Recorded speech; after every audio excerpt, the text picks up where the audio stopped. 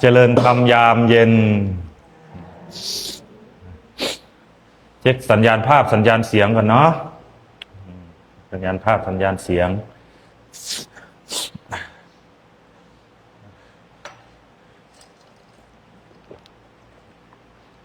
อันนี้ก็กลับมาพบกันเช่นเคยนะ6 โมงเย็นวันศุกร์วันนี้ก็พรุ่งนี้เนาะพรุ่งนี้หลังจากฉันเสร็จครูบาก็จะเดินทางกลับแล้วจะเดินทางกลับลำพูนแล้วเพราะว่าที่นู่นทำงานอยู่ต้องรีบกลับไปดูงาน มาที่นี่ไม่มีงานทำก็เลยเซ็งไปดีกว่า ไม่มีงานทำจ้ะ ไม่มีอะไรให้ทำนั่งหน้าแห้งอยู่กุฏิก็อยู่ไม่ได้แล้วไปดีกว่า หางานทำพอดีที่นู่นช่างกำลังทำศาลาต้อนรับอยู่ศาลาลงปนะตอนกลางวันโทรไปก็ถามครูประพลว่าช่างก่อฉาบเสร็จแล้วเหลืองานปูกระเบื้องว่างั้นงานปูกระเบื้องนะ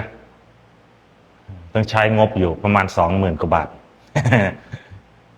นะก็เลยว่าจะต้องรีบกลับไป ดูงาน หลังจากเสร็จงานกระเบื้องก็จะขึ้นกุฏินะขึ้นกุฏิให้ได้สัก10 หลังก่อนเข้าพรรษาต่อไปก็จะห่างๆถ้ำแจ้งหน่อยละ ต่อไปจะไม่ค่อยได้มาแล้วถ้าทางโน้นขึ้นทำงานนี่แหละเห็นไหมเหตุทำมาเมื่อก่อนก็ไม่เคยคิดว่าจะมาสร้างวัดอะไรนะ ไม่รู้ยังไงไม่เคยมีอยู่ในหัวเลยการก่อการสร้างเนี่ยได้สร้างเหตุแต่พอไม่อยากได้ก็ได้ทำไม่อยากทำก็ต้องทำพอเอาไปอยู่ก็มีคนมาอยู่ด้วยแล้วเลยต้องเป็นเหตุให้ได้ทำเมื่อก่อนก็ทำตอนยังไม่ได้บวชก็ทำวัดสร้างกุฏิสร้างศาลาช่วยพระอาจารย์ตะวันตอนเป็นโยมสร้างโดยที่ไม่ได้คิดค่าแรงนะสร้างโดยใจทำให้ท่านก็เลยเป็นเหตุใช่ไหมเป็นเหตุในสายสร้างมาโดยตลอดเลย พอออกบวชปุ๊บพอออกบวชนี่พอมาภาวนาความรู้นี่ปรากฏว่าไปเห็นวิมานหลังหนึ่งเป็นบ้านทรงไทยลอยอยู่บนอากาศแล้วเราก็ไปอยู่บนวิมานหลังนั้นเราก็เลยสงสัยว่า เอ๊ะเราก็เพิ่งบวชนะเนี่ยทำไมเรามีวิมานนี้เป็นของตัวเอง อย่างนี้นะมันมาได้ยังไงเหตุปัจจัยเป็นยังไงอย่างนี้นะพอได้ทบทวนมันก็เลยไปรู้ถึงต้นสายปลายเหตุของวิมานที่เป็นของเราก็คือการสร้างเราได้สร้างวัดช่วยครูบาอาจารย์ ได้สร้างกุฏิให้ครูบาอาจารย์แล้วเมื่อก่อนสร้างด้วยใจสร้างแบบไม่ได้คิดค่าแรงอ่ะเมื่อก่อนสร้าง แบกหินแบกทรายเมื่อก่อนอยู่ถ้ำน้ำผาแบกกันกับครูประพลแบกหามเมืองหลังขดหลังแข็งศาลาหลังใหญ่ๆแบกหินลงไปแบกปูนลงไปทีละกระสอบสร้างแบบไม่เหน็ดไม่เหนื่อยสร้างแบบสร้างทำด้วยใจก็เลยเห็นเป็นนิสัยมาพอไปอยู่ไหนก็หนีไม่พ้นการก่อการสร้าง เป็นประโยชน์นะต่อไปก็จะห่างๆทำแจ้งหน่อยละ นี่วันนี้ก็นั่นแหละลงมาแล้วก็พูดคุยกันพวกเราเนาะพูดคุยกันเผื่อมีอะไรจะถามต่อไปไม่ได้มาบ่อยแล้วนะ พอออกบวชนี่พูดถึงเนาะการสร้างพอออกบวชปุ๊บนี่เราก็ไม่ได้ว่าคือประกาศเลยนะกับอาจารย์ตะวันเนี่ยว่าอาจารย์ผมลาออกจากช่างแล้วนะผมบวชแล้วนะผมไม่ทำงานแล้วนะ พอบวชมาก็ทำเหมือนเดิม สร้างอยู่ไม่หยุดมันเป็นอุปนิสัยได้สร้างมาสร้างเพื่อผู้อื่นทำเพื่อผู้อื่น ที่ทำไว้เนาะทำกุฏิไว้ให้นักภาวนาพอเราทำเสร็จแล้วเราก็อย่างพวกเราเนี่ยมีหมู่พระมาอาศัยมีแม่ชีมีผู้ปฏิบัติธรรมมาอาศัยปุ๊บมาปฏิบัติธรรมมันก็มีความภูมิใจถ้ามากไปกว่านั้นถ้าผู้อยู่อาศัยปฏิบัติได้อัดได้ทำนี่มันก็โอ้มีความภูมิใจในสิ่งที่เราทำไว้เป็นกุศลเป็นบุญการทำเนาะเล่าให้ฟังแล้วใครอยากช่วยก็ช่วยนะ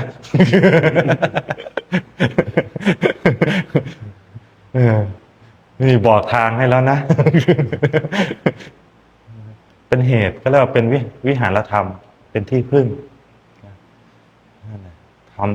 ทำตามคำปฏิฐานของพ่อแม่ครูบาอาจารย์ที่เราทำเนาะเราก็ไม่ได้คิดว่าจะทำอะไรแบบนี้หรอกทำเวลาที่เราเหนื่อยในการทำงานในการก่อสร้างกุฏิสร้างที่พักพอเราเหนื่อยทีไรมันก็มีคำพูดมีธรรมะของพระอาจารย์ คอยผลักดันเราให้กำลังใจเราก็คือคำที่ว่าทำเพื่อตัวเองอยู่เพียงสิ้นลมนะทำเพื่อผู้อื่นอยู่ตราบนิรันดร์นะครับพอมันระลึกถึงคำนี้ทีไรมันเป็นแรงผลักดันมีกำลังใจเพื่อสู้ทำได้ทำไว้เป็นประโยชน์แม้เราไม่อยู่คนอื่นก็ได้มาใช้อย่างนี้นะเราก็เลยทำนั่นแหละเนาะ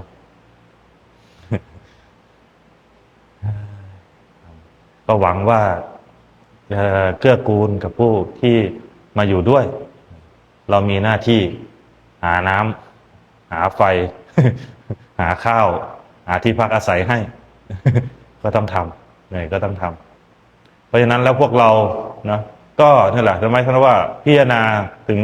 เสนาสนะที่อยู่อาศัยเห็นไหมให้เห็นคุณประโยชน์ให้รู้จักที่ไปที่มาเราก็จะได้อาศัยตัวนั้นเพื่อประพฤติปฏิบัติธรรมในสิ่งที่พ่อแม่ครูบาอาจารย์หาไว้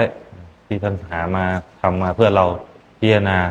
พวกเราได้มาอยู่อาศัยแล้วก็พิจารณาปฏิบัติธรรมให้สมควรแก่ธรรมให้มันสมกับที่ท่านเกื้อกูลเราที่ทุกคนที่เขาญาติโยมที่เขาถวายปัจจัยมาช่วยสร้างให้เราได้อาศัยพวกเราอาศัยสถานที่ให้เกิดประโยชน์ให้ได้มากที่สุดนะได้ประโยชน์มากที่สุด พวกเราเนาะขวนขวายในการปฏิบัติเรามีคำถามอะไรไหมล่ะนิดอ่านซัดๆนะอาจจะชัดครับใกล้จะถึงวันแห่งความรักขอให้ครูบานิให้ความรู้เกี่ยวกับความรักทางธรรมเพื่อให้ผู้ที่เข้าใจได้ว่าความรักนั้นมีหลายรูปแบบซึ่งคนส่วนมากจะให้ความสำคัญกับความรักทางโลกครับ ถ้าเราเข้าใจความรักเราคงไม่ได้มาบวช เพราะเราไม่เข้าใจความรักนี่แหละเราก็เลยมาบวช ความรักนี่มันน้ำเน่ามากเลย เราก็ไม่เข้าใจ เราก็เลยออกบวช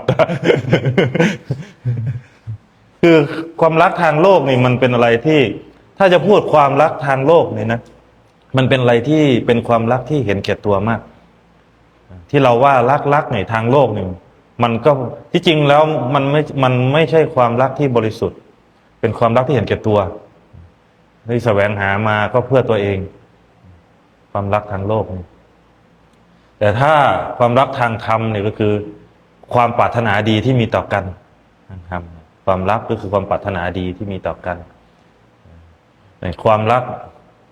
ในหลักของพรหมวิหารอย่างเงี้ยพรหมวิหารสี่อย่างนี้นะความรักทางธรรม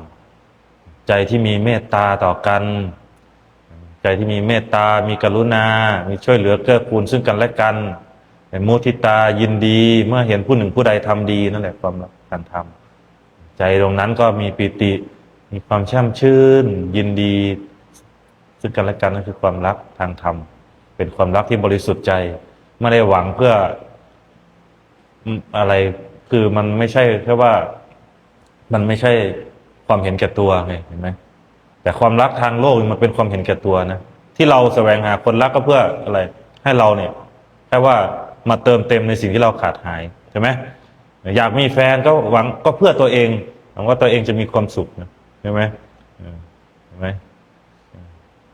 ความรักทั้งโลกนี่มันเป็นการแสวงหามาเพื่อตัวเองนั่นแหละเราก็ไม่เข้าใจเหมือนกันเรื่องความรัก เราก็เลยได้บวชไง ถ้าเราประสบความสำเร็จในความรักเราคงไม่ได้บวชอ่ะ ป้าเมียจะมาบวช เพราะเราเห็นนั่นแหละ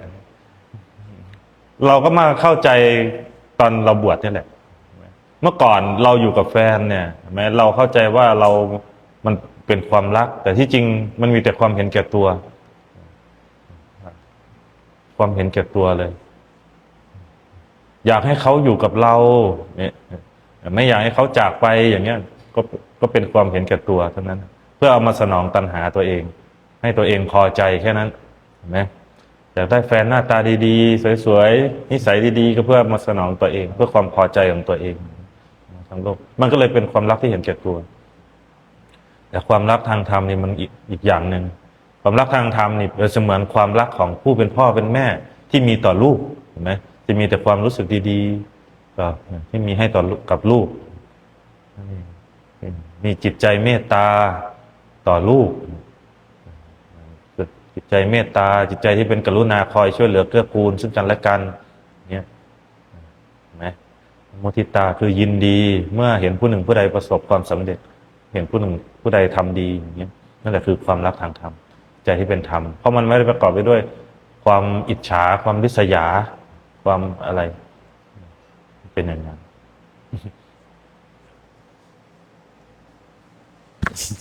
อีกคำถามหนึ่งครับอาจารย์ โยมเขาบอกว่ากำลังอกหัก ต้องวางใจทำใจอย่างไร ถึงจะวางความรักครั้งนี้ได้ ถามแต่เรื่องความรักกับพระ เรียนรู้ในการยอมรับ ยอมรับ ยอมรับ ใจที่มันไม่สามารถปล่อยวางได้ก็คือมันไม่ยอมรับความจริงในสิ่งที่มันในความพัดภาคเห็นไหมในความพัดภาคเราก็เคยเป็นเมื่อเช้าเราก็เพิ่งคุยเรื่องนี้ไป คือเราจากประสบการณ์เนาะแล้วนี่เราจะพูดจากประสบการณ์ตรงของเราที่เราเคยเป็นเรื่องเมื่อก่อนเราก็มีแฟนนะเห็นไหมมีแฟนเราแสวงหาเห็นคนอื่นมีแฟนเนี่ยเราก็อยากมีเหมือนเขาด้วยกันคาดว่ามีแล้วจะดีมีแล้วจะมีความสุขอย่างเงี้ย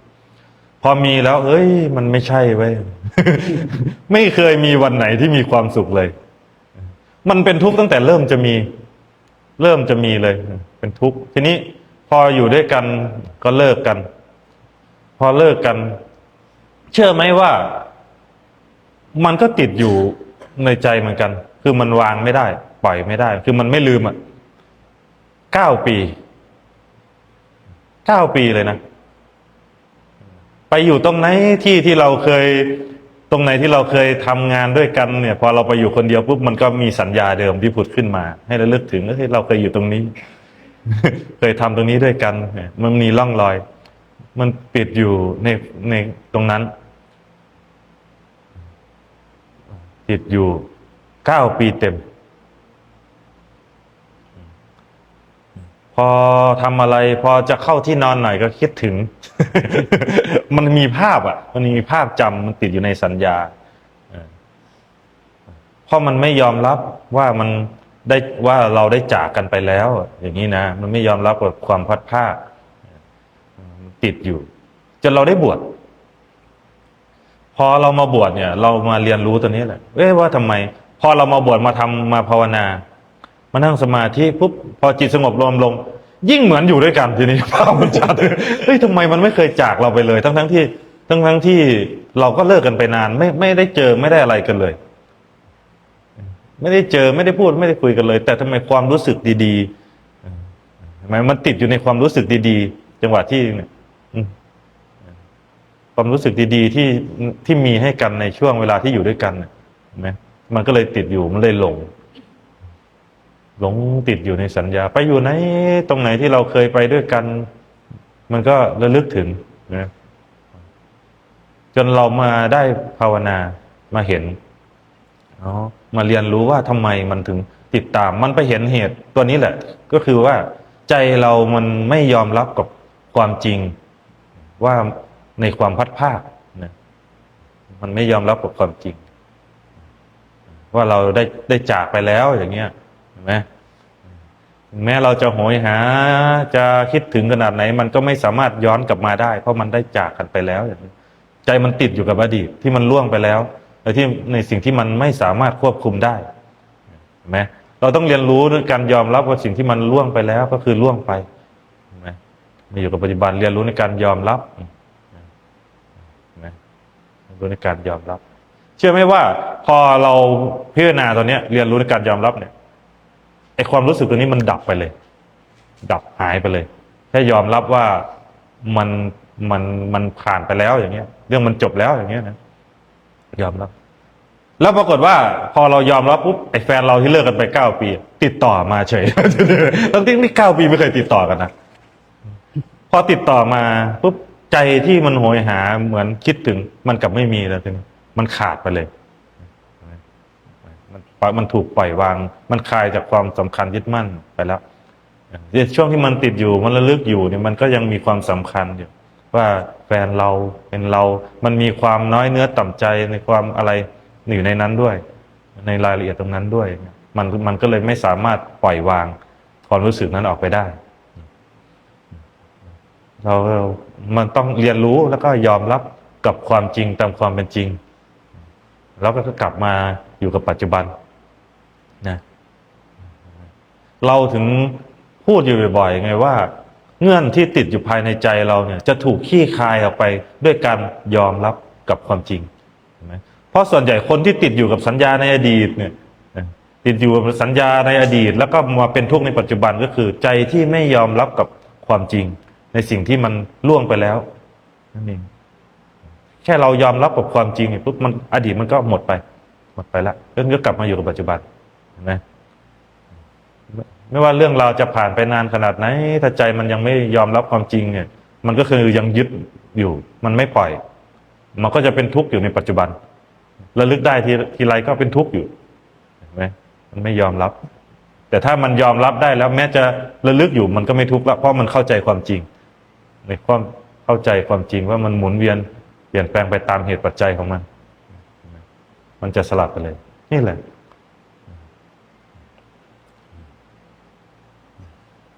การยอมรับความจริงการยอมรับมันจะขี้คายเลยทุกที่เราติดอยู่ก็เพราะเราไม่ยอมรับมันก็เลยทุกข์ติดอยู่ไม่สามารถคลายออกไม่สามารถปล่อยวางไปได้การยอมรับความจริงคือการปล่อยวางการยอมรับคือการปล่อยวางเห็นไหมพระอาจารย์อย่างพระอาจารย์พูดความจริงแม้เราจะเข้าใจหรือไม่เข้าใจก็ตามแต่ความจริงก็คือความจริงเห็นไหมเราไม่สามารถบังคับบัญชาการอะไรได้เลยเราไม่สามารถควบคุมเปลี่ยนแปลงให้มันได้ดั่งใจเราได้หน้าที่ของเราได้ในการเรียนรู้ตัวนี้แหละเห็นแล้วว่าเราไม่สามารถควบคุมได้เราก็ยอมรับซะยอมรับความจริงตามความเป็นจริงให้มันหมุนเวียนเปลี่ยนแปลงไปตามเหตุปัจจัยของมันเห็นไหมใจเราก็จะไม่ทุกข์เลยเพราะมันไม่ค้านกับความจริงใจที่ยอมรับกับความจริงคือใจที่ไม่ค้านกับความจริงเราทุกข์มันจะถูกวางลงใจมันจะไม่ทุกข์เห็นไหมจะไม่ทุกข์เลยเหมือนน้ำที่มันเชี่ยวถ้าเราไม่เอาเรือไปขวางมันก็จะไม่จมเห็นไหมมันก็จะไม่จมเป็นอย่างนั้น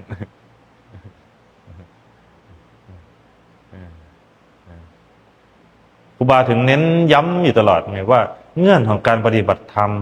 เพื่อคลายทุกข์ออกจากใจก็คือการยอมรับความจริงตามความเป็นจริงนะ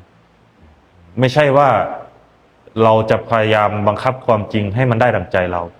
ความจริงมันไม่ได้เป็นไปดั่งใจ เราไม่ได้เป็นไปตามความพอใจหรือความไม่พอใจของเรา แม้เราจะพอใจหรือไม่พอใจก็ตาม ความจริงก็คือความจริง เราต้องยอมรับความจริงด้วยอย่างซื่อตรงเห็นไหม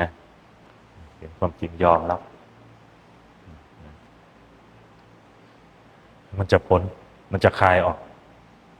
จะไม่ติดอยู่ เป็นอย่างนั้นเข้าใจไหมอีก ใช่ครับ มีคำถามอีกไหมในไลฟ์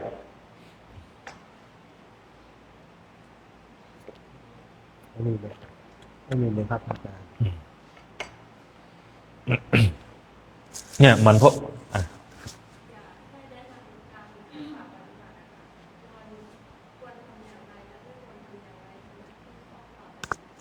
เข้าป่าปฏิบัติ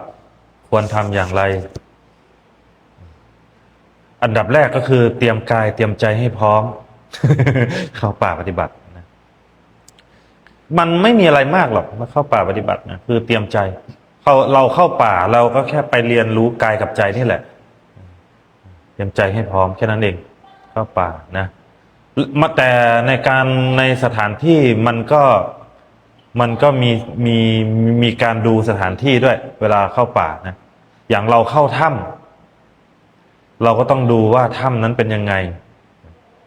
ถ้ำอากาศนั้นสัปปายะไหมอย่างเงี้ยสัปปายะหรือไม่สัปปายะเราดู พอเราไปอยู่ป่าเนี่ยเราก็ต้องรู้จักด้วยถ้าไม่ควรอยู่ใกล้แหล่งน้ำมากเกินไป เพราะแหล่งน้ำจะเป็นที่ชุกชุมของสัตว์เนี่ยเราไม่ควรไปอยู่ตรงนั้น ให้อยู่ห่างจากแหล่งน้ำนะเพื่อดูจะไม่อันตรายจากสัตว์ร้ายสัตว์มีพิษอะไรอย่างเงี้ยแต่เพราะเวลาที่เราเข้าป่าเราก็จะดูแบบนี้แหละนะเข้าป่าปฏิบัติแล้วทีนี้พอเราดูสถานที่เลือกสถานที่ได้แล้ว เราเนี่ยจะเป็นคนที่ถือสัจจะตัวหนึ่งก็คือ ถ้าเราได้ปักหลักลงตรงไหนแล้ว เหมือนเราปักกฎตรงไหนแล้วเนี่ย ในคืนนั้นไม่ว่าอะไรจะเกิดขึ้นก็ตาม เราจะไม่ย้าย เราจะไม่ย้าย มันจะกลัวขนาดไหนก็ตาม เราจะปักหลักอยู่ตรงนี้ จะเรียนรู้มันตรงนั้น จะไม่ย้าย จะไม่ย้ายเราเข้าป่า มันก็ไม่มีอะไรมาก เราแค่รู้จักพื้นที่ของป่าแล้วก็ นั่นแหละ รู้เพราะใจตัวเองแค่นั้นเองเห็นไหมเพราะอะไรเพราะเวลาที่เราตั้งสัจจะไว้ว่า ถ้าเราปักกฎตรงนี้ไม่ว่าอะไรจะเกิดขึ้นก็ตาม เราจะไม่ย้ายจากตรงนี้มันเป็นการวัดใจตัวเองเป็นการสู้กับใจตัวเองสู้กับใจตัวเองนะคือมันจะเป็นวิธีการสู้กับความกลัวนี่แหละ ความฟุ้งซ่านความคิดกังวลนี่แหละ เป็นการถือสัจจะบางทีเราไปปักตรงนี้ปุ๊บพอมันกลัวมาแล้วมันจะหลอกให้เราย้ายที่ไปอีกที่หนึ่งอย่างเงี้ยแต่ถ้าเราตั้งที่เหมือนอธิษฐานเขตอธิษฐานตรงเนี้ยให้เป็นที่ภาวนาอย่างเงี้ยเราจะใช้ตรงเนี้ยแล้วเราจะไม่ย้ายไปไหน มันจะเรียนรู้กับกายกับใจตัวเองได้ชัดมันจะเห็นใจตัวเอง มันจะเห็นตัวที่มันลากเรามันจะเห็นตัวที่มันคอยลากเราเห็นไหมจะสู้กับตอนนั้นสู้กับตัณหาความอยากที่มันคอยลากเราไปตรงนั้นตรงนี้ครูบาจะทำอย่างนั้นแล้วเข้าป่าไม่มีอะไรมาก คือเราไปอยู่ไหนเราก็ไปเรียนรู้กับกายกับใจตัวเองนี่แหละจะอยู่ป่าอยู่ถ้ำอยู่เงื้อมผาอยู่อะไรก็ตามเรียนรู้ตรงนี้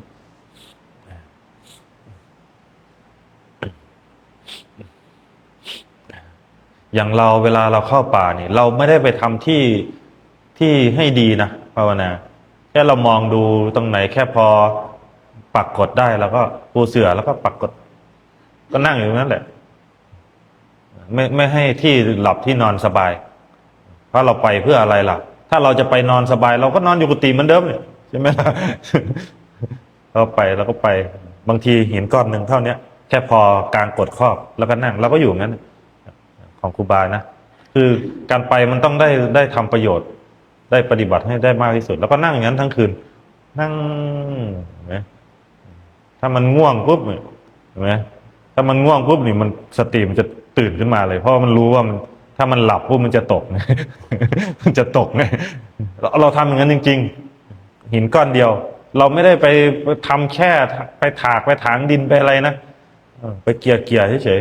ๆมันยุ่งยากเกิน ถ้าจะไปแล้วก็ต้องแบกจอบแบกอะไรไปทำต้องแบกค้อนแบกเลื่อยไปทำแค่ทำอะไรอ่ะมันยากเกินถ้าอย่างนั้นก็อยู่ที่เดิมเถอะอยู่กุฏิเถอะอย่างเงี้ยมันเสียเวลานะไปเราไปแค่ไปดูที่ไหนเหมาะแก่การภาวนาก็อยู่เลย ไม้กระดานแผ่นหนึ่งเราก็ยังอยู่ปรากฏครอบแล้วก็นั่งอย่างนั้นนะเรามาเพื่ออะไรล่ะ เรามาเพื่อฝึกตัวเองนี่ใช่ไหมล่ะอาศัยสถานที่นั่นแหละสถานที่ที่ไม่ได้สะดวกสบายนั่นแหละมันจะฝึกสติได้ตื่นดีเห็นไหมสถานที่ที่มีความกลัวอยู่นั่นแหละ ที่มันทำให้เรากลัวแหละมันจะฝึกสติได้ดีมาก เพราะเวลาที่เรากลัวเนี่ยเห็นไหมยังไม่ชี้เข้าป่าแล้วมีความกลัว มันจะไม่ความรู้มันจะไม่ออกไกลตัวเลยเห็นไหมเพราะมันจะอยู่กับตัวเองนั่นแหละ กลัวทีนี้ที่ครูบาอาจารย์ว่า เรากลัวสิ่งไหนให้เรียนรู้กับสิ่งนั้นเห็นไหมกลัวสิ่งไหนก็กลับมาเรียนรู้กับใจตัวเอง เรากลัวผีเหรอให้เรียนรู้กับผีเล็กกลัวเสือเหรอให้เรียนรู้กับเสือเรียนรู้คำว่าเรียนรู้กับเสือเรียนรู้กับผีนี่ ให้มาเห็นว่าไอ้เสือไอ้ผีมันไปจากไหนนะไอ้ผีข้างนอกมันไม่มีหรอกบางทีกิ่งไม้หักเฉยๆก็ผีละนี่ผีมันไปจากนี่ เห็นไหมไอ้ผีหลอกเนี่ยมันไปจากใจเราเนี่ยต้นก็เลยให้เรียนรู้ตรงนั้นเห็นไหมคือกลับเข้ามาเห็นใจตัวเอง คือมารู้ทันความรู้สึกนึกคิดปรุงแต่งตัวเองไม่มีอะไรหลอกเราได้เท่ากับเราหลอกตัวเองไอ้ผีข้างนอกนี่ไม่น่ากลัวเท่าข้างในอ่ะที่มันหลอกเราใช่ไหมมันจะหลอกเราให้เรากลัว ตัวที่มันหลอกเราตัวที่เรากลัวเนี่ยมันอยู่ข้างในนี่หลอกสังขารความคิดปรุงแต่งนี่เห็นไหมเราไปอยู่เรามาเห็นความกลัวเกิดขึ้นเห็นอย่างนั้นนั่นแหละการไปอยู่ป่าเพื่อเข้าเห็น ถ้าเรามาเรียนรู้ที่ใจเราปุ๊บทุกอย่างมันจะระงับดับหมดทุกอย่างจะเป็นปกติหมดในป่าเราก็จะได้ความลื่นเริงอีกต่างหากอยู่ในป่า ถ้าเรารู้ทันจิตใจตัวเองไอ้ความกลัวเนี่ยมันถูกสร้างขึ้นจากภายในของเราจากใจเราปรุงแต่งขึ้น ถามว่าอย่างถ้าเราถ้าไอ้สิ่งที่เราเข้าใจว่าผีหลอกเลยเห็นไหมมันก็ไม่ได้ตะโกนมาเลยนะว่าผีหลอกมันไม่มีนะใช่ไหมแล้วทำไมไอ้ผีหลอกมันไปจากไหนนี่ไปจากข้างในเรานี่มันสร้างขึ้นเลยจากใจจิตจากใจเราเองที่มันปรุงขึ้นมา ได้ยินเสียงปุ๊บก็ผีหลอกไอ้เสียงนั้นมันก็ไม่ได้ประกาศตัวมันด้วยว่าเป็นผีนึกออกไหมนี่เราปรุงแต่งไปเองเห็นไหมเรามาเรียนรู้ตรงเนี้ยไม่มีอะไรมาทำให้เรากลัว เราก็ไม่มีอะไรมาหลอกเราก็หลอกตัวเองไปให้ไปเรียนรู้กับใจตัวเองครูบาก็ทำอย่างนั้นแหละเมื่อก่อนเราก็เคยเหมือนกันคืนหนึ่งเกือบวิ่ง2 รอบก็มีเหมือนกันอยู่ป่าเมื่อก่อน แต่ด้วยนิสัยนั่นแหละ อาศัยความกล้าเรียนรู้กับความกลัว คือกล้าที่จะเรียนรู้ในความกล้านั้นเป็นสติในตั้งหลักไว้เพื่อเรียนรู้กับความจริง เปิดใจเรียนรู้ความจริงพอมันเห็นความจริงข้างนอก เห็นความจริงข้างใน มันก็แล้วมันเห็นความจริงของความจริงมันก็หายสงสัยกันนั่นแหละความจริงข้างนอก ความจริงข้างในคือ รู้จักที่ไปที่มาของสิ่งข้างนอกนั่นคือความจริงข้างนอก ความจริงข้างในก็คือมาเห็นใจตัวเองมารู้ทันความคิดปรุงแต่งตัวเองเห็นความจริงข้างในเห็นรู้ที่ไปที่มาเห็นความจริงของความจริงแล้วเนี่ย มันก็คือหมดหายสงสัยแล้วมันก็ไม่กลัวละให้เรียนรู้อย่างนั้นเบื้องต้นอาศัยการฝืนก่อนอย่าเพิ่งเชื่อไปฝืนกลับมาตั้งหลักตั้งสติก่อนฝืนเรียนรู้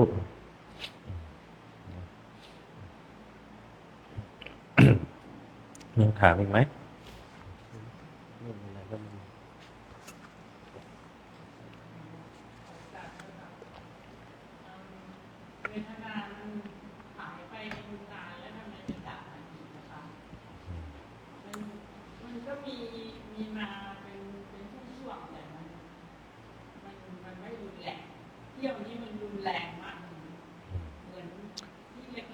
เวทนาส่วนไหนล่ะ ส่วนของกายอ๋อมันไม่หายไปไหนหรอกเวทนาเพราะว่ารูปไม่เที่ยง เวทนาไม่เที่ยงเห็นไหมสัญญาไม่เที่ยงสังขารวิญญาณไม่เที่ยงคือเวทนาเนี่ยในส่วนของกายเนี่ยมันจะนั่งเก่ง แม้แต่พระอรหันต์ก็ยัง ก็ยังมี ส่วนของกายนี่นะมันเป็นส่วนของกาย เราจะนั่งยังไงมันก็ไม่ผ่านหลักส่วนของกายนะคือมันยังเป็นอยู่ไอเวทนาเคยได้ยินคำว่าเวทนาในเวทนาไหมเวทนานอกเวทนาในนะเวทนาในเวทนา เวทนาในส่วนของกายเนี่ยในความเจ็บปวดเนี่ยมันย่อมได้รับอยู่เป็นธรรมดานะมันไม่หายมีอะไรว่าเกิดแก่เจ็บตายเป็นธรรมดาเหรอตรงนี้เห็นไหมแต่ตัวที่ท่านสอนให้เรามาเรียนรู้ในเวทนาตัวนี้ให้มันกระจ่างแจ้งคือนี่ภายในจิตนี่เป็นทางใจให้เราเห็นกายสามารถเรียนรู้ไหมเห็นไหมเมื่อก่อนมันไม่เจ็บใช่ไหมไม่เจ็บแต่ตอนนี้มันเจ็บใช่ไหมเราเห็นความไม่เที่ยงของมันไหม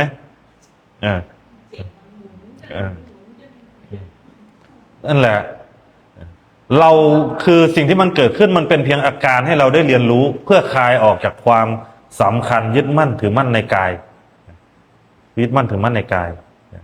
ถ้าเรายังสำคัญว่ากายนี้เป็นเราอยู่เมื่อร่างกายเจ็บปวดมันก็ใจมันก็ยังเป็นทุกข์อยู่นั่นแหละถ้าใจมันยังทุกข์อยู่กับกายคือมันยังไม่ผ่าน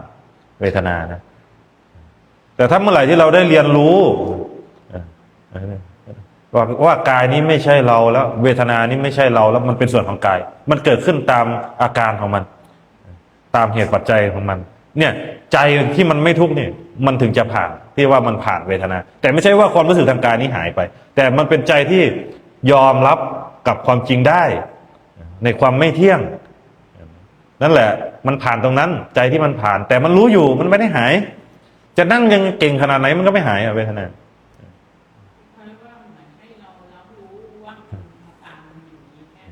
ใช่เห็นไหมอาการมันเกิดขึ้นได้เมื่อก่อนมันก็ไม่ได้เกิดใช่ไหมตอนนี้มันเกิดพอมันเกิดเดี๋ยวมันก็ดับนั่นคือมันไม่เที่ยงเห็นไหมเราจะอยากให้มันหายหรือไม่อยากให้มันหายมันก็ไม่สามารถควบคุมได้เห็นไหมเราเรียนรู้ยอมรับอย่างนี้แล้วใจเราจะไม่ทุกข์เห็นกายตามความเป็นจริงเห็นเวทนาตามความเป็นจริงในส่วนของกายนะกายมันก็หมุนเวียนไปเปลี่ยนแปลงไปตามเหตุปัจจัยของมันเป็นสิ่งที่เราไม่สามารถควบคุมได้เห็นไหมเราสามารถบังคับบัญชาการให้เราสาวอยู่ได้ไหมล่ะมันก็ไม่ได้เห็นไหมมันก็ยังหมุนเวียนเปลี่ยนแปลงไปเดี๋ยวก็แก่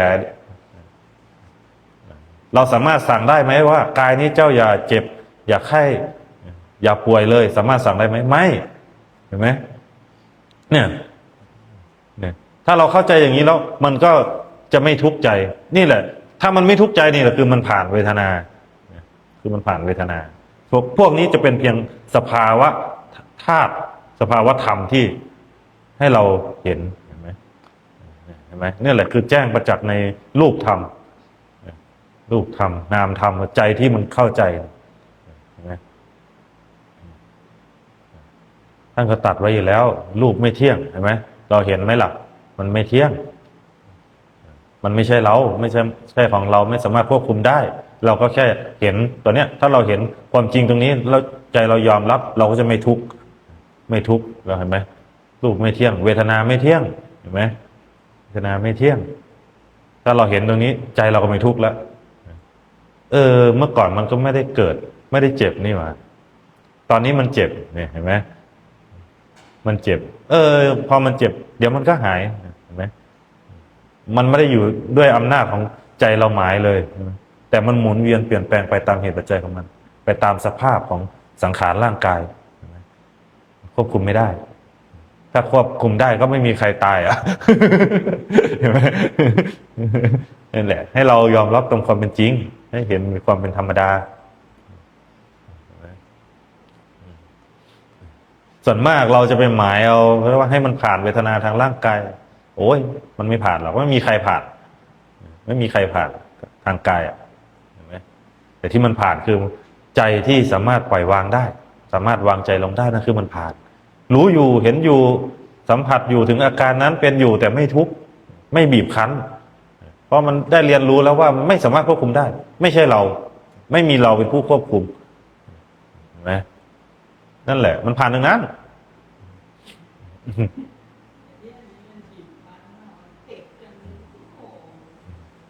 เจ็บก็รู้ว่ามันเจ็บ รู้ว่ามันเจ็บรู้ขณะที่มันบีบคั้นก็กลับมาอยู่กับลมหายใจนะกลับมาอยู่กับลมหายใจถ้ามันเจ็บปุ๊บเราไปไอ้นี่กับมันก็จะบีบคั้นใช่ไหมพอมันเจ็บสมมติมันเจ็บขาเจ็บขาปุ๊บความรู้เราไปจ่อที่ขาปุ๊บเห็นไหมไปจ่อที่ขานะมันไปเป็นเวทนาแล้วมันเข้าไปเป็นไปร่วมกับเวทนานั้นแล้วขาเราเห็นไหมต้องใช้ปัญญามันจะผ่านด้วยปัญญานะปัญญาที่พิจารณาให้เห็นตามความเป็นจริงปัญญาที่เข้าใจพิจารณาแล้วก็เข้าใจความจริงเป็นตามความเป็นจริงถ้าใจปัญญามันถึงความเป็นสัมมาทิฏฐิคือเข้าใจตามความเป็นจริงแล้วมันก็ไม่ทุกข์แล้วแต่ถ้ามันเป็นมิจฉาทิฏฐิอยู่คือเห็นผิดจากความเป็นจริงอยู่มันก็ทุกข์อยู่มันจะมีความสำคัญว่าเป็นเราอยู่มีเราอยู่ในนั้นมีเราเป็นผู้เจ็บผู้ปวดอยู่นะอยู่กับลมหายใจ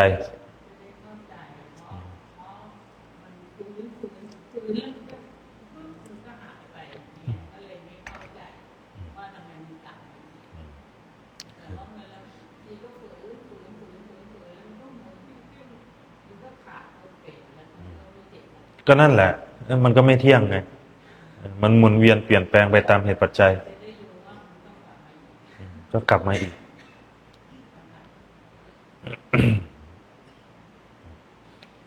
มันจะหมุนอย่างนั้นแหละเวลาที่เรานั่งเบื้องต้นเนี่ยเห็นไหมเราเคยนั่งเบาสบายมีปิติปุ๊บพอสักพักหนึ่งมันก็จะเกิดเวทนาเมื่อเวทนาปุ๊บเราส่วนมากถ้าเราจะหมายเอาความสบายมันจะปฏิเสธทุกข์คือมันพอเวทนาเกิดขึ้นมันจะบีบคั้นมาก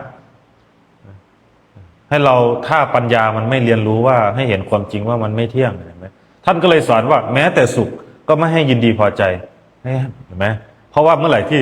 ไปยินดีพอใจในสุขปุ๊บเมื่อเวทนาเกิดขึ้นมันจะทุกข์ทันทีท่านถึงก็เลยสอนว่าสุขนี้ก็ไม่เที่ยงเวทนานี้ก็ไม่เที่ยงคือไม่ให้ยึดเอาอะไรทั้งนั้นเห็นไหมให้เรียนรู้ว่ามันมีสุขมีทุกข์เห็นไหมเวลาที่เรานั่งเนี่ยเวทนาเกิดขึ้นปุ๊บเนี่ยสักพักหนึ่งถ้าเราได้ฝืนไปฝืนเอาความรู้อยู่กับลมหายใจเนี่ยเราจะสังเกตเห็นว่าพอมันปวดปุ๊บมันจะค่อยๆชาพอค่อยๆชาเห็นไหมค่อยๆชาเนี่ยอาการเห็นอาการชานี้ก็คือความไม่เที่ยงแล้วเมื่อกี้มันปวดแต่ตอนนี้มันชาเห็นไหมพอสักพักหนึ่งพอมันเลยอาการชานี้มันจะรู้สึกว่าร่างกายนี้เริ่มหายไปแล้วหายไปเบาสบายหายไปแล้วเห็นไหมมันก็จะเห็นความไม่เที่ยงอีกเนี่ยแม้อาการชานี้ก็ไม่เที่ยงแล้วหายเบาไปแล้วเห็นไหมทีนี้ก็จะว่างสบายแล้วเห็นไหมพอไปถึงจุดเนี้ยคนจะหลงเพราะมันยินดีสุขแล้วทีนี้ไปถึงสุขเนี่ยมันจะติดแล้วทีนี้สักพักหนึ่งพอสุขพอมันคลายออกมามันคลายจากอาการที่ว่างเบาสบายมันจะกลับมารับรู้เวทนาไอตัวเริ่มแรกเนี่ยอาการเจ็บปวดเนี่ยใหม่พอมาเจอตัวนี้ปุ๊บมันจะดิ้นแล้วนี่เป็นทุกข์มากแล้วทีนี้เพราะว่ามันได้ไปอารมณ์ได้เข้าไปถึงสภาวะที่มันเบาสบายแล้วเห็นไหมถ้ามันไปหมายเอาสุขตัวนั้นปุ๊บวิธีที่เราจะรู้ทันก็คือให้พิจารณาแม้แต่อารมณ์สุขเบาสบายก็ไม่เที่ยงประคองความรู้เห็นว่ามันไม่เที่ยงเห็นไหมโอ้มันเดี๋ยวมันก็ปวดเดี๋ยวก็ชาเดี๋ยวก็เบาพอจากเบาก็กลับมาปวดอีกมันจะหมุนเวียนเปลี่ยนแปลงอยู่อย่างนี้ไปตามเหตุปัจจัยของมันแต่ถ้าใจเราเห็นอย่างนี้เห็นว่ามันไม่เที่ยงแล้วข้างในนี่มันก็อยู่ที่ความเป็นกลางของมันแล้วมันไม่ยึดแม้แต่อาการเจ็บปวดไม่ยึดแม้แต่อาการชาไม่ยึดแม้แต่อาการที่มันว่างเพราะมันไม่เที่ยงไม่สามารถยึดเอาถือเอาได้เลยเนี่ยใจตรงนี้มันจะเป็นผู้รู้ผู้ดูเฉยๆเห็นความจริงว่ามันไม่เที่ยงนี่ นี่เรานั่งมันก็จะหมุนเวียนอยู่อย่างนั้นแหละเห็นเสบียงเป็นอาการของกายที่มันเป็นอยู่ใจมันจะสงบแล้วทีนี้สงบแล้วนั่นแหละจะไม่ทุกข์อย่างเราเมื่อก่อนเรานั่งมันก็เป็นอย่างนี้แหละพอเรานั่งภาวนานี่เราเป็นคนที่เด่นทางสมาธิทำลมหายใจไม่ถึง10 ลมไปเลยปุ๊บไปเลยยังไม่ได้รู้รสของอาการเจ็บปวดเลยหายเลย หาย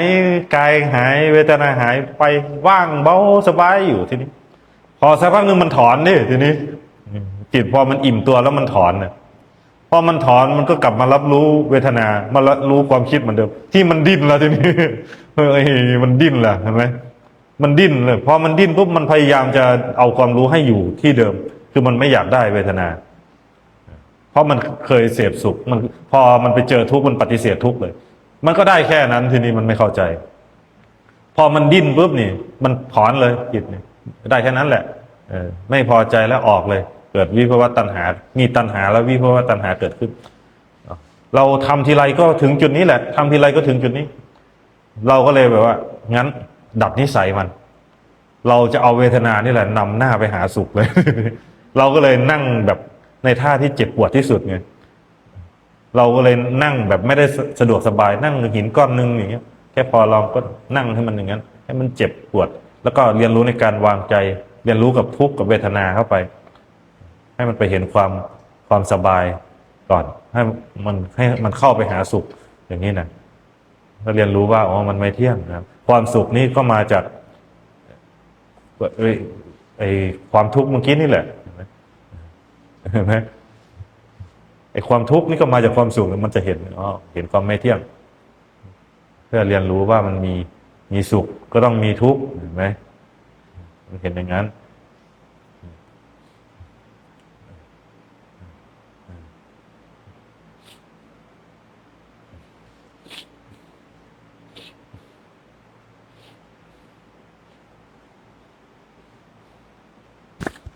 มีคำถามจากทางบ้านครับอาจารย์กราบนมัสการครับกรณีสุนัขเห่าหรือหอนในวันพระได้ยินคนกล่าวเล่าขานกันว่าเป็นวันปล่อยผีปล่อยเปรตทำให้เกิดความกลัวกันจากข้อมูลดังกล่าวเกิดจากความจริงหรือความหลงครับ ก็ เราก็ไม่รู้เลยว่ามันเห็นอะไร คือบางทีมันก็มีส่วนจริง นั่นแหละครับสุนัขมันเห่ามันอาจเห็นแล้วมั้งอาจเห็นวันพระหรือไม่งั้นมันก็ได้ยินเสียงระฆัง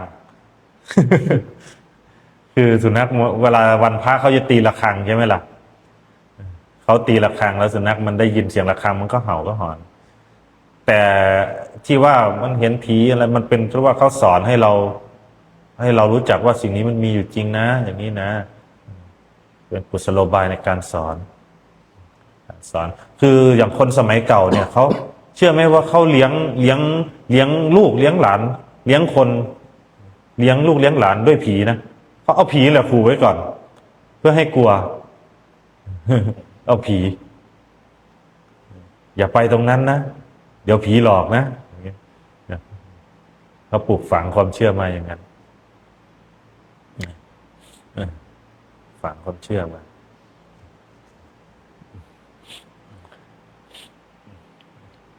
แต่มันก็คงเห็นนั่นแหละ ส่วนที่มันเห็นเนาะเราก็ไม่ใช่หมา เราก็เลยพูด ยืนยันในการเห่าของมันไม่ได้ บางทีมันก็เห่าใบไม้แห้งก็มีอย่างนี้นะ แล้วมันก็ไม่ใช่ว่าเห่าเฉพาะวันเพราะมันเห่าทุกวันนะมันทำหน้าที่ของมันหมามันทำหน้าที่เห่าใช่ไหม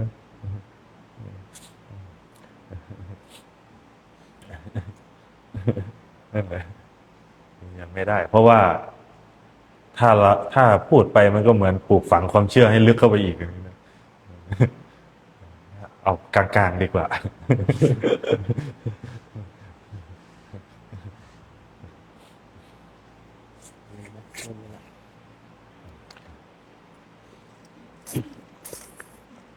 คนสมัยก่อนเนี่ยเขาจะเลี้ยงกันด้วยผี เพื่อให้กลัว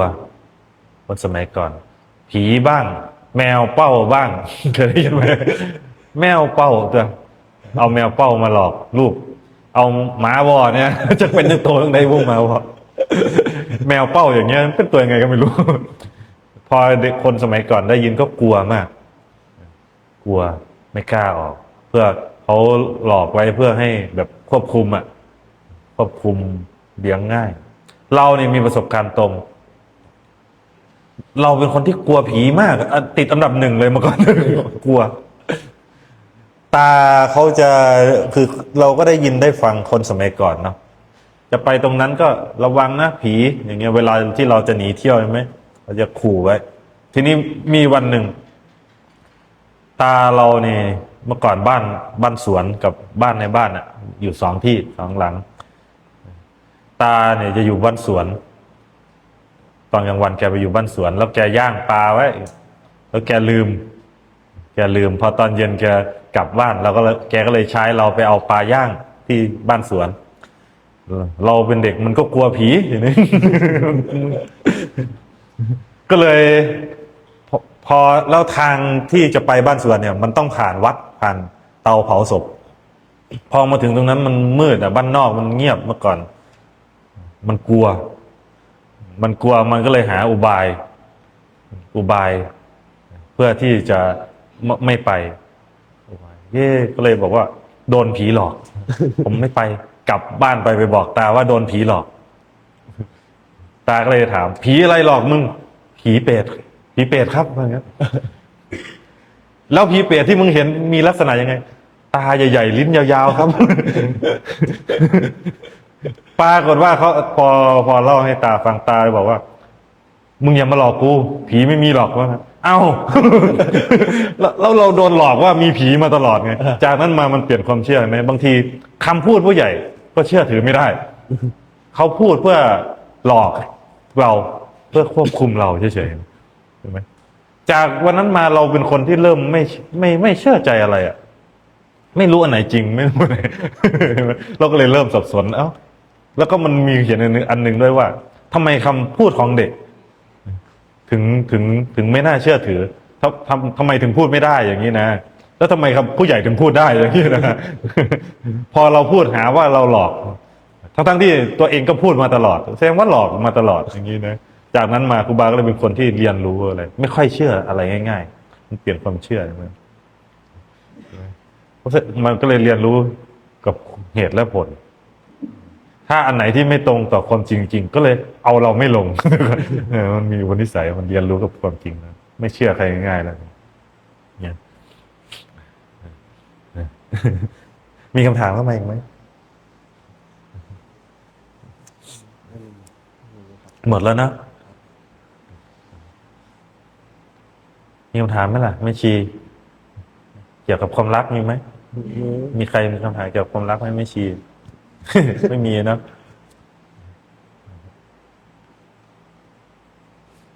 เหมือนพระไงวันนั้นไปถามพระก็บอกมันแปลกอย่างหนึ่งนะพระเวลามาบวชปุ๊บเนี่ยถามทีไรทำไมถึงมาบวชมีแฟนไหมมีทิ้งแฟนมาบวชนะงั้นแ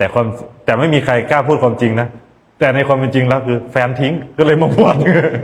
แต่พอมาบวชนี่มีแต่คนทิ้งแฟน พูดเอาจุดเอาเหนือไว้ก่อนนะ แต่ในความเป็นจริงแล้วโดนเขาทิ้งมาบวช แต่ว่าเวลามาคุยกันนี่ เบื่อแฟนว่างั้น ก็เลยมาบวช หลอกตัวเอง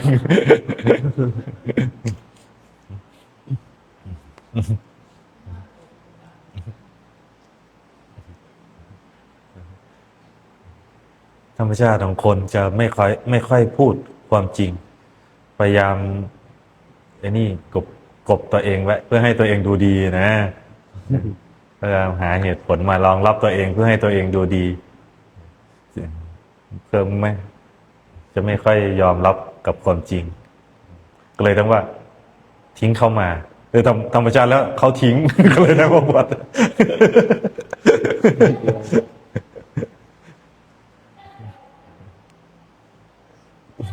ได้เวลาแล้วมั้งเนาะวันนี้ก็จะกลับละนะพวกเราอยู่นี่ก็สู้ต่อไปวันนี้ก็สมควรกับเวลาแล้วก็ขอให้เจริญในธรรมโดยทั่วหน้ากันทุกท่านทุกคนเทอญ